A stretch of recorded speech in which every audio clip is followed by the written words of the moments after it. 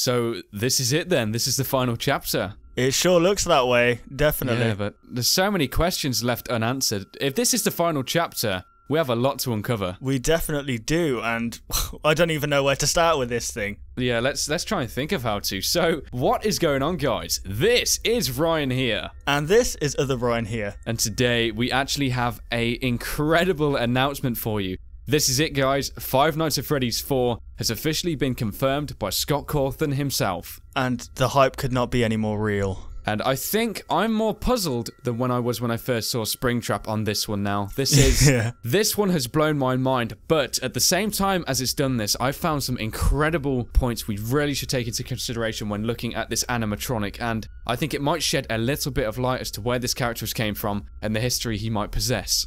Yes. So the first thing we should look at is when we right click and save this image, it automatically saves as 4. Yes, so this is the most direct hint to Five Nights at Freddy's 4 being confirmed. Scott did a very similar thing with Five Nights at Freddy's 3, so we know this is not a phenomenon he's just doing, and there's no meaning behind it. Five Nights at Freddy's 3 came very shortly after he did this, and, well, with this one we actually have a release date. It looks to be Halloween, so this is about 6 months away now, isn't it? Yes, it is, yeah. Well, maybe more towards 5 months away, but this definitely confirms the fact that Five Nights at Freddy's has not been finished just yet. The franchise still has a lot left to go, and if this game is going to be in development for 5 months, this game is going to be very, very deep. It is going to be the godfather of games, I think, of the Five Nights at Freddy's. Yeah, absolutely. I think the first question everyone is probably asking us now is, who the hell is this animatronic? What is he? Yes, now this could be an animatronic we've never been introduced to, or it could be an animatronic that was there all along right in front of us. I believe the second one to actually hold more truth than the first, and the reason because of that is actually the endoskeleton underneath. Now, if you actually look at the endoskeleton underneath this animatronic, it has a very similar kind of build towards the same one we saw in Springtrap, and also kind of the design of the animatronic with the skinnier arms and the slimmer build. It looks to be a tall animatronic. It looks a lot like the same build as Springtrap, and a key point I want to raise as to why I also believe this to be the case is if you actually look at the animatronic's eyes, they have the same casing design as Springtrap.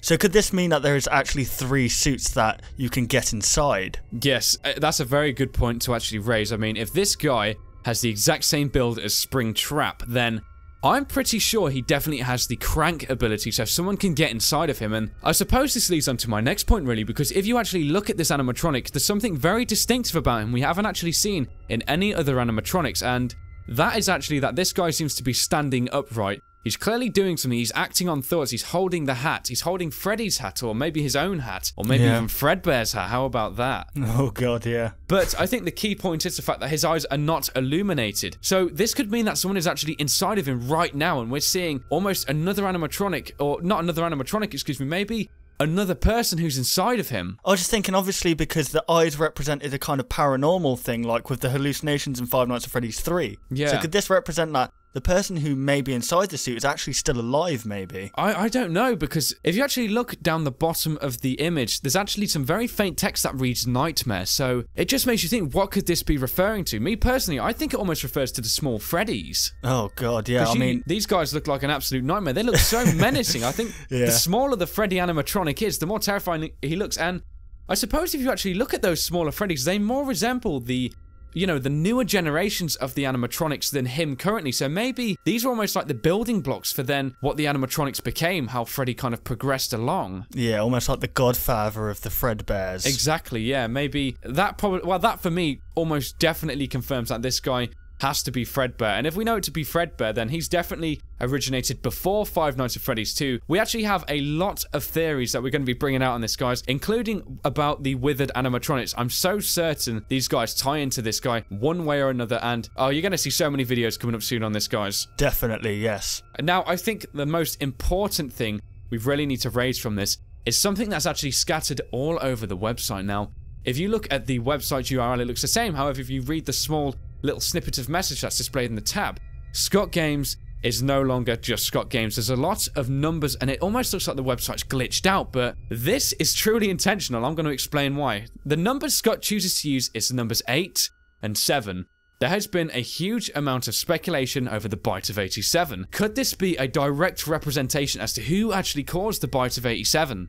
Yes, and that could mean that this animatronic that we're seeing now has been here all along, right under our skin, and we haven't known about it. Exactly, and I think this is going back to almost like, you know, the I'm still here image. Yeah. Because that guy had sharp teeth too, so maybe he had his teeth changed. That is Springtrap. And I don't know, man, maybe this guy, because if you look at him, he looks so evil. He definitely looks like he's not been designed with safety in mind. He looks so menacing, and those teeth could easily split a frontal lobe clear out of someone's head. God, yes. Yes, it could. Now, I think the last question we should actually raise and consider is when this next game is actually going to be based. Which era is it going to take place in?